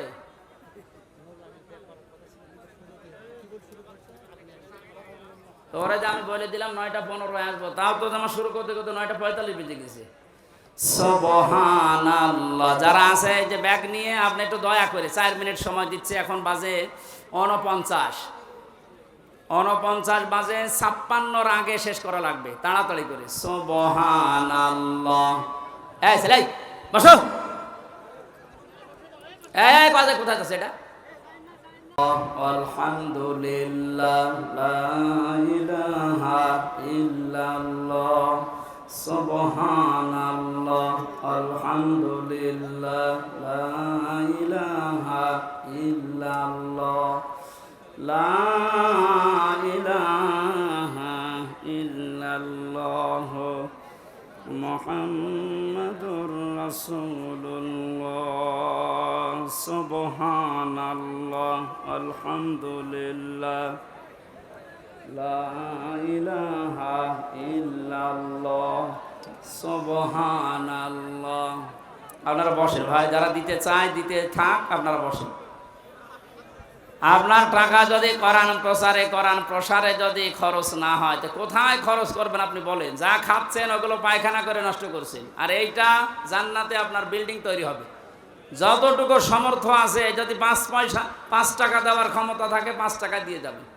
বাড়ি যাওয়ার ভাড়া রেখে আজকে সব দিয়ে যান। সুবহানাল্লাহ, আলহামদুলিল্লাহ, লা ইলাহা ইল্লাল্লাহ, সুবহানাল্লাহ, আলহামদুলিল্লাহ। এই এলাকায় মাহফিল আছে আমার আশপাশে কোন জায়গায় আছে? এরপরে যে সমস্ত আয়াতগুলো আল্লাহ দিয়েছেন, এ তো খালি অর্থ বললে কিছু বুঝবেন না, তো প্রত্যেকটা আয়াত ব্যাখ্যামূলক। একটু বসেন বসেন বসেন, তাড়াতাড়ি করেন, 3 মিনিট হয়ে গেছে কিন্তু। আরে তোমার কি আমার কি মাথা খারাপ? সুবহানাল্লাহ, আলহামদুলিল্লাহ, লা ইলাহা ইল্লাল্লাহ, সুবহানাল্লাহ, আলহামদুলিল্লাহ, লা ইলাহা ইল্লাল্লাহ, লা ইলাহা ইল্লাল্লাহ, মুহাম্মাদুর রাসূলুল্লাহ। রেখো না মনেতে ভয়, বান্দা খোদার, দূর হয়ে যাবে বাধা সব। তোমার আমার এক মালিক আছেন আমাদের রব, আছেন আমাদের রব। হয়েছে? হ্যাঁ, চলে যান, এবার চলে যান, যান। যারা দিয়েছেন ওনাদের বের করে দিন। এই তাড়াতাড়ি বের হও।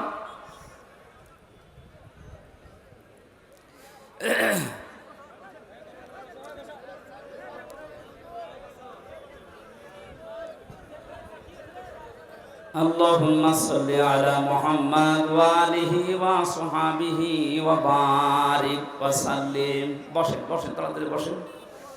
আল্লাহুম্মা সাল্লি আলা মুহাম্মাদ ওয়া আলিহি ওয়া আসহাবিহি ওয়া বারিক ওয়া সাল্লিম। আল্লাহুম্মা সাল্লি আলা মুহাম্মাদ ওয়া আলিহি ওয়া আসহাবিহি ওয়া বারিক ওয়া সাল্লিম। আমার ভাইরা, আমরা কিয়ামতের এই দিনের কথা সতর্ক করছিলাম আল্লাহর কোরআন দিয়ে। এখন এই সতর্ক করতে গিয়ে যে মানুষগুলোর কলিজায় লেগেছে, শত্রুতা করবে আমি জানি। কোরআনের কথা বলার কারণেই তো গতকাল একজনের উপরে হামলা হয়েছে রাজশাহীতে। সাপাহার কোন অপরাধে আপনি তার জীবনটা এভাবে নষ্ট করে দিলেন? সতর্ক করছি এই কারণে, ওয়ামা সাবাকুম মিন মুসিবাতিন ফাবিইযনিল্লাহ। আমরা যারা কোরআন দিয়ে সতর্ক করি, কোরআনের পথে মানুষকে ডাকি, কসম আল্লাহর, এই সূরা তাগাবুনের 11 নম্বর আয়াত আমরা 100 ভাগ বিশ্বাস করি। কান খাড়া করে শোনেন, এই পৃথিবীর জালেম এবং মুনাফিকেরা আপনারা যতই ষড়যন্ত্র করেন, আমরা বিশ্বাস করে নিয়েছি যে মুসিবত, যে বিপদ আপদ, এগুলো সব আল্লাহ আগেই লিখে রেখেছেন। এই কারণে আসতেছে। যেহেতু দুনিয়া আমাদের শেষ না, আমাদের আর একটা টার্গেট আছে, আখিরাত। কি বললাম? ইয়াউমা ইয়াজমাউকুম লিয়াউমিল জামি'i যালিকা ইয়াউমুত তাগাবুন। আল্লাহ পাক বলেন, এরপরে যে জগৎ শুরু হবে কিয়ামতের, এই জগতে আসল হার জিত আরম্ভ হবে।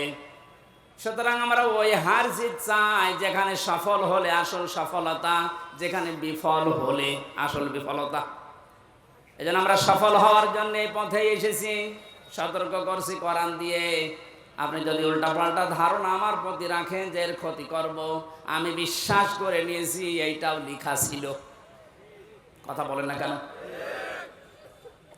কোরআনে কারিমে সূরা হাদীদের ভেতরে আছে, আল্লাহ রাব্বুল আলামিন বলেন, মা আসাবা মিন মুসিবাতিন ফিল আরদি ওয়ালা ফি আনফুসিকুম ইল্লা ফি কিতাবিম মিন ক্বাবলি আন নাবরাহা ইন্না যালিকা আলাল্লাহি ইয়াসির। এই ভালো করে মিলাবেন। আমি যখনই কোরআন পড়ি, আয়াতের ব্যাখ্যায় যায়, তখন দেখি আমার মনে হয় ১৫০০ বছর আগে না, এই মাত্র বাংলাদেশ দেখি আল্লাহ আয়াতটা নাযিল করলো। আপনি মিলান তো দেখি, মা আসাবাকুম মিন মুসিবাতিন ফিল আরদি, যে সমস্ত মুসিবত, বিপদ আপদ, আনন্দের বিষয় যাই বলেন দুনিয়াতে আসে, তোমাদের উপরে আসে, এগুলো সব আমি আগে থেকে আমার কিতাবে লিপিবদ্ধ করে রেখেছি। আর এটা আমি আল্লাহর জন্য একেবারেই সহজ। এই জন্য মুমিনদের জীবনে যদি বিপদ আসে, যদি ধৈর্য ধারণ করতে পারে, আখেরাতে তার পুঁজি তৈরি হয়। আর এই ধৈর্যের কারণে তার জীবনের অপরাধগুলো আল্লাহ মাফ করে দেয়। কিন্তু এই বিপদ আপদ যাদের কারণে তৈরি হয়, এই জালেমগুলোর দুইটা ক্ষতি। এক নাম্বার, ওদের দুনিয়ার জীবনে ধ্বংস ছাড়া আর কিছু নেই।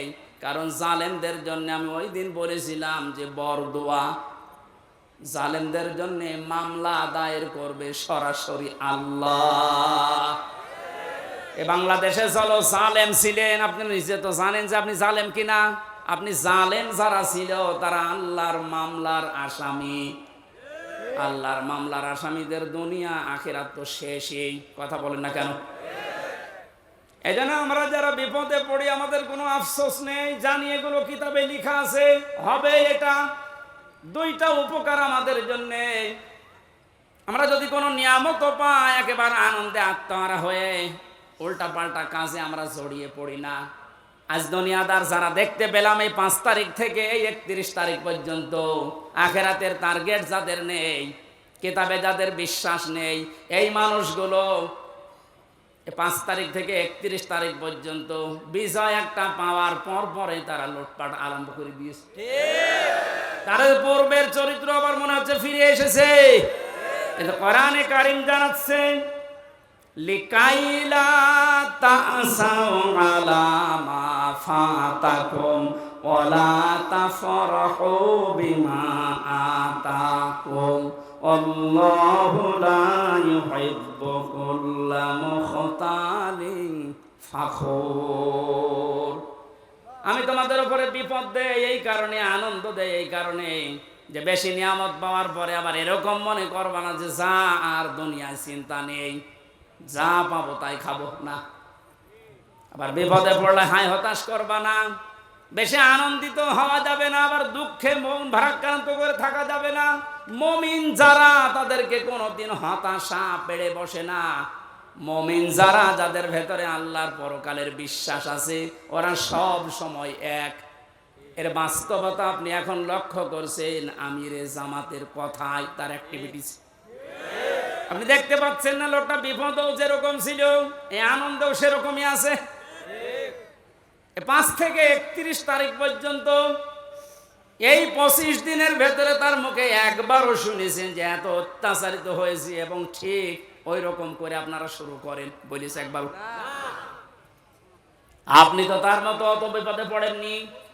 সে জেলে আছে, শুধু জেলে না, এরপরেও তার ছেলে জেলখানায়, তার স্ত্রী অসুস্থ, তার অনুসারী অনকম, তার সহযাত্রী সহযোদ্ধা যারা সব পালিয়ে পালিয়ে আছে, অধিকাংশ গুলো যে মানুষগুলো আছে জেলখানায়, এরপরেও মানুষের ভেতরে দেখলাম কোনো টেনশন নেই, চিন্তা নেই।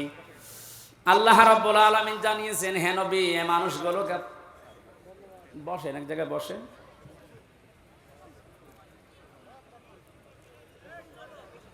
কোন নিয়ামত পাবার পরে যেন আমরা একেবারে আনন্দে আত্মহারা হয়ে কোন মানুষের উপরে জুলুম, অত্যাচার, নির্যাতন না করি, সে কথা আল্লাহ এই আয়াতের ভেতরে জানিয়েছেন।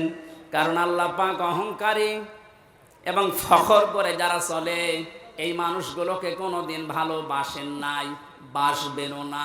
বলেন নাউজুবিল্লাহ। আমি সেদিন মান্দায় বলেছিলাম, ওই ময়দানে ভালো করে শুনবেন, পৃথিবীর ময়দানে সবচাইতে আমার কাছে ভয়ঙ্কর আয়াত এই 6666টি আয়াতের ভেতরে এইটা মনে হয়। সূরা শূরার এই 42 নম্বর আয়াতটা আল্লাহ পাক বলেন, ইন্নামাস সাবিলু আলাল্লাযিনা ইয়াজলিমুনান নাস। অবশ্যই আমি আল্লাহ মামলা দায়ের করব, আমি নিজে অভিযোগ গঠন করব তাদের বিরুদ্ধে, দুনিয়ায় মানুষ হয়ে যারা মানুষের উপরে জুলুম করেছো। একটা পড়ার পরে আমি নিজের সাথে বাস্তবতার সাথে মিলিয়ে দেখি, এই বাংলায় হাজার হাজার লক্ষ মানুষ আল্লাহর মামলার আসামি। হয় আমরা নিজেদের নফসের উপরে জুলুম করছি, পরিবারের উপরে জুলুম করছি, প্রতিবেশীর উপরে জুলুম করছি, রাষ্ট্রের উপরে জুলুম করছি, জনগণের উপরে জুলুম করছি। যে কোনো দিক থেকে আমি জালেমের কাতারে পড়ে যাচ্ছি। আর জালেম যে, তার বিরুদ্ধে মামলা দেবে ওসি সাহেব কে? আপনি বলেন তো, কত বড় শক্ত কথা এটা। আল্লাহর মামলার আসামি আপনি। পুলিশের কাছে বাধা দেন, পুলিশ বাদী কেস হবে। রাষ্ট্রের কাজে বাধা দেন, রাষ্ট্র বিরোধী মামলা হবে। আর যারা জালেম তারা আল্লাহ বিরোধী মামলার আসামি। একটা যেহেতু বিশ্বাস করি 100 ভাগ, এই জন্য ভয়ে থাকি, না জানি আমি আবার নিজে আল্লাহর মামলার আসামি হয়ে যাচ্ছি না তো। কারণ নফসের উপরে তো জুলুম হয়ে যায় মাঝে মাঝে। এটা না হলে পরিবারের উপরে হয়, এটা না হলে রাষ্ট্রের উপরে হয়, জনগণের উপরে হয়। যে কোনো সাইডে আমি যেন কোনো জুলুমের সাথে সংমিশ্রণ করে না ফেলি, এটা আল্লাহর কাছে সবচাইতে বড় ঘৃণার বিষয়। দুনিয়ায় যত কিছু আল্লাহ ঘৃণা করেন, তার ভিতরে 1 নম্বরে জুলুমটা। এত কঠিন ভয়ঙ্কর কথা আয়াতের ব্যাখ্যায় হাদিস এসেছে, আয-যুলমু যুলুমাতু ইয়াউমাল কিয়ামা। কিয়ামতে জুলুম এত অন্ধকার হয়ে মানুষকে ঘিরে রাখবে, নিজের চামড়া পর্যন্ত দেখতে পাবে না। আমার তো মনে হয় আমাদের অনেকের জীবনে এরকম অবস্থা আসতেছে। এখন আমরা সতর্ক হব, জীবন চলে যাক, আমার দ্বারা কেউ যেন জুলুমের শিকার না হয়। আজ নিয়ামত পেয়ে অনেকে এখন 5 তারিখ থেকে 31 তারিখ পর্যন্ত জরিপ বের হচ্ছে, কত মানুষ লুটপাট আরম্ভ করেছে একেবারে নিজের বাবার সম্পত্তি মনে করে। জালেম যারা তারা অবৈধ ইনকাম করেছে, তার হিসাব তার দেওয়া লাগবে আল্লাহর কাছে। আপনি নিজে জুলুম করে তার সম্পদগুলো উল্টাপাল্টা তছনছ করে নিজেও আল্লাহর মামলার আসামি হয়ে যাচ্ছেন। আপনি থামেন। আপনাকে আমি থামার জন্য বলছি, নিজের জীবন আখেরাত, দুনিয়া আখেরাত ধ্বংস করে দেবেন না। রব্বুল আলামিন বলেন, 2 নাম্বার, আমি তাদের বিরুদ্ধে মামলা দায়ের করব, কেস করব, অভিযোগ গঠন করব। ওয়ায়াবগুনা ফিল আরদি বিগাইরিল হক। এই পৃথিবী শান্ত হয়ে যাওয়ার পরে যারা অশান্তি করার জন্য মাঝে মাঝে এই দুনিয়া বিশৃঙ্খল পরিবেশ তৈরি করার জন্য চেষ্টা চালায়। কথা বুঝতেছেন? দুনিয়া শান্ত হয়ে যাওয়ার পরে যেন অশান্ত করার জন্য চেষ্টা চালাবেন না। আলাহুম আযাবুন আলীম, তাদের জন্য যন্ত্রণাদায়ক শাস্তি আমি এই দুনিয়ায় আর মরণের পরে রেডি করে রাখলাম। তার মানে শাস্তি রেডি আছে। এই 2টা অপরাধে আমরা যেন না জড়িয়ে পড়ি। আল্লাহ বলেন আমিন। কোরআনে কারিমের আয়াত দিয়ে যে সতর্কবাণী আল্লাহ উচ্চারণ করেছিলেন, যে কিয়ামতের এই দৃশ্যের কথা আপনি মানুষদেরকে শোনাবেন, যাদের ভেতরে জবাব দিতে হবে এই টেন্ডেন্সি আছে, হে নবী, আপনি দেখবেন এই মানুষগুলো এমনিতেই পরিবর্তন হয়ে যাচ্ছে। আর যাদের ভেতরে বিশ্বাস নেই যে না, দুনিয়ার জীবনই শেষ জীবন, আমার আর দরবারে ইলাহিতে দাঁড়ানো লাগবে না, এই মানুষগুলোকে কোরআন দিয়ে সতর্ক করলেও কাজ হবে না। ফাযাক্কির বিল কুরআনি মান ইয়াখাফু ওয়াঈদ। So admonish and or by the Holy Quran him who frays my threat. আল্লাহ বলেন, নবী আপনি কোরআন দিয়ে তো এই মানুষগুলোকে সতর্ক করতে পারেন, তারা আপনার বাণী শোনার পরে সতর্ক হবে, ভীত সন্তুষ্ট হয়ে যাবে, যারা আল্লাহর ধমকের ভয় করে। কার ধমক? বলেন বলেন। পুলিশের ধমক খেলে আপনার জীবনে ভয়ে কাঁপাকাঁপি করেন। পুলিশকে যিনি বানিয়েছেন আমার আল্লাহ, উনি নিজে বলছেন আমি ধমক দেব। আল্লাহর ধমক যে কত কঠিন, কত ভয়ঙ্কর, সূরা ইয়াসিনের ভেতরে ব্যাখ্যায় আছে। আমরা আবার আল্লাহর ধমকের উপযুক্ত হয়ে যাচ্ছি না তো?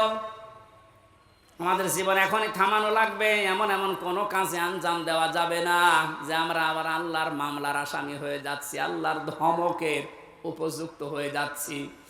আল্লাহ যেন এরকম ধমক সূচক কিছু আমাদেরকে না বলেন, এই রকম জীবন গঠন করা দরকার। বলেন আমিন। রব্বুল আলামিন জানিয়েছেন, সতর্কবাণীগুলো উচ্চারণ করার পর ওই দিবস সম্পর্কে মানুষদেরকে আপনি ভয় দেখাবেন, যেই দিবসে তার মা বাবা, স্ত্রী, পুত্র, আত্মীয় স্বজন কোনো কিছু কাজে আসবে না। আর ওই দিবস সম্পর্কে কোনো সন্দেহ, সংশয় এর অবকাশও নেই। সে দিবসের নাম কিয়ামত। কোন দিবস? এই কিয়ামতের জবাব দিতে হবে। এই টেন্ডেন্সি যতদিনে জাতির ভেতরে পয়দা না হবে, পুলিশ বলেন, র্যাব বলেন, আরবি বলেন, কোন বাহিনী দিয়ে অপরাধ মুক্ত করা সম্ভব না। মক্কার ওই মানুষগুলো, ওদেরকে পরিবর্তন করার জন্য নবীজি এটা অ্যাপ্লাই করেছিলেন। যারা চুরি করত, ডাকাতি করত, নারীর ইজ্জতের জম ছিল, ওই মানুষগুলোকে যখন বোঝাতে পেরেছিলেন আর একটা কিন্তু জগৎ আছে, দাঁড়াতে হবে। হযরত ওমরের মতো এরকম ভয়ঙ্কর কোন মানুষ, এই মানুষটার জীবন এত পরিবর্তন হয়ে গেছে, 24 ঘন্টায় তিনি আতঙ্কে থাকতেন, আল্লাহ আমি তোমার সামনে দাঁড়াতে পারবো তো?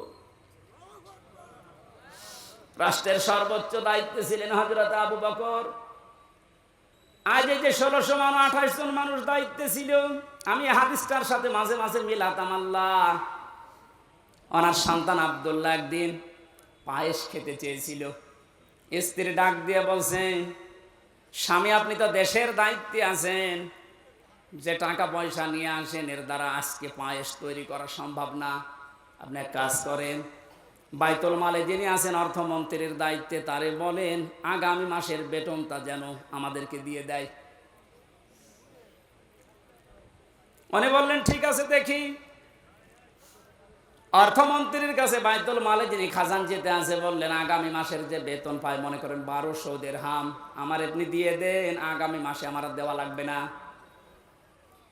অর্থমন্ত্রী ওই রকম ছিলেন, ডাক দিয়ে বলে প্রধানমন্ত্রী আপনি যে আগামী 1 মাস বাঁচবেন এইটা একটা লিখিত দেন। আমাদের দেশে যারা দায়িত্ব ছিল, এটা কি যিনি দায়িত্ব ছিল প্রধান, তাকে বলার ক্ষমতা ছিল? এইরকম বলার ক্ষমতা যখন তৈরি হবে তখন সবাই আমরা এক হয়ে যাব। ওই রকম একটা দেশ চাই যে সবাই থাকবে জবাবদিহির ভেতরে। মানে যাই বলেছে অর্থমন্ত্রী যে আপনি 1 মাসের বেতন নিতেছেন অগ্রিম, লিখে দেন যে আপনি 1 মাস বাঁচবেন, তারপরে বেতন দেব। মানে বলছে ঠিক আছে, বেতন লাগবে না।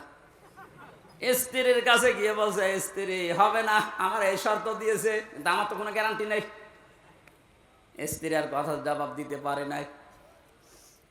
15 দিন পর পায়েস রান্না করে দুপুর বেলা দিয়েছে, উনি খাওয়া বন্ধ করে দিলেন। ডাক দিয়ে বলেন, স্ত্রী দাঁড়াও, আমি তো আগাম বেতন নিয়ে আসি নাই, যা প্রতি মাসে মাসে দেয় ওইটাই দিয়েছি, কোথায় পেলে? স্ত্রী উম্মে রোমানা ডাক দিয়ে বলে, স্বামী আমার, আপনাকে আমি বলেছিলাম আপনি পারেন নাই, কিন্তু আপনার উপর আমার কোনো রাগ নেই। যেই টাকা আপনি আমাকে হাত খরচের জন্য দেন প্রতি মাসে মাসে, ওখান থেকে আমি 1 মুঠা করে চাল, আটা যাই বলেন তুলে রাখতাম। 15 দিনে প্রায় 2 কেজি হয়ে গেছে। এটা আমি পাশের বাড়িতে বিক্রি করে এই পায়েস রান্না করেছি।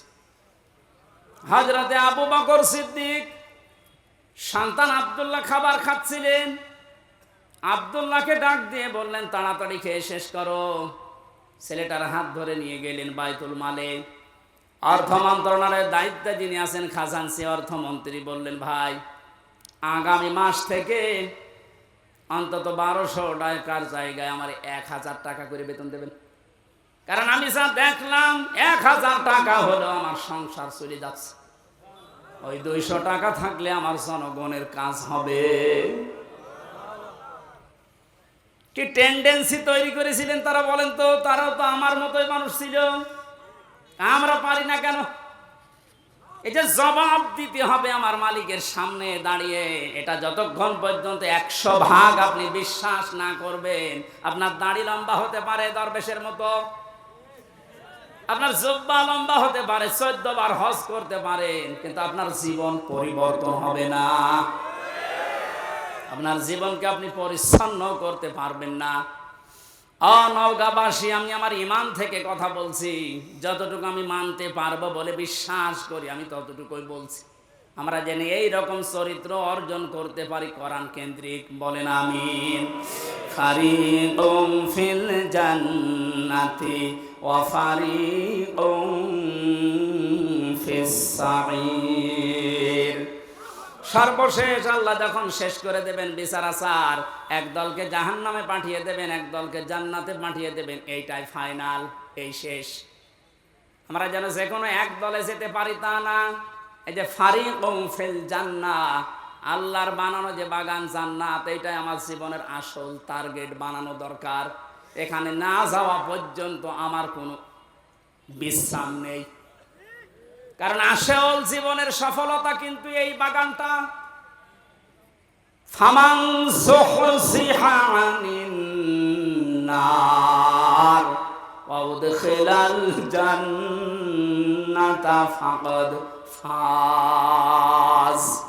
আল্লাহ বলেন, ওই লোকটার জীবন তো সফল, যাকে বিচার আচার করার পরে আমি আল্লাহ জাহান্নাম থেকে মুক্তি দিয়ে জান্নাতি বলে ঘোষণা দিয়ে দেব, এই লোকটা সফল। সুতরাং ওই জায়গায় পৌঁছানোর আগে আমাদের জীবনের আসল ফাইনাল খেলা নেই, ওইটাই আসল ফাইনাল খেলা। চূড়ান্ত ওই খেলায় যেন আমরা জিততে পারি। আমাল হায়াতুদ দুনিয়া ইল্লা মাতাউল গুরুর। পৃথিবীর মানুষ বারবার বলছি, শোনো, দুনিয়ার জীবনটা কিন্তু খেলাধুলা, রং তামাশা। আল্লাহ আমাদেরকে এটা বোঝার তৌফিক দিন, আমিন। বারাকাল্লাহু লানা ওয়া লাকুম ফিল কোরআনিল আযীম। আল্লাহুম্মা আমিন। লা ইলাহা ইল্লা আনতা সুবহানাকা ইন্নী কুনতু মিনাজ জালিমিন। লা ইলাহা ইল্লা আনতা সুবহানাকা ইন্নী কুনতু মিনাজ জালিমিন। ফাসতাজাবনা লাহু ওয়া নাজাইনাহু মিনাল গাম্মি ওয়া কাযালিকা নুনজিল মুমিনিন। রব্বানা যালামনা আনফুসানা ওয়া ইল্লাম তাগফির লানা ওয়া তারহামনা লানাকুনান্না মিনাল খাসিরিন। রব্বুল আলামিন, সারা জীবন অপরাধ করে জীবনটা নষ্ট করে ফেলেছি। হাত উঠে কথা বলবো ভয় করে, লজ্জা করে। পেছনের দিকে তাকালে জাহান্নামের আগুন ছাড়া কিচ্ছু দেখা যায় না। আল্লাহ, আমাদের অপরাধের দিকে তাকালে হয়তো তোমার মাফ করতে ইচ্ছে করবে না। তোমার গাফফার নামের দিকে তাকাও, তোমার সাত্তার নামের ওসিলায় আমাদের অপরাধগুলো তুমি এই মুহূর্তে সব গোপন করে দাও।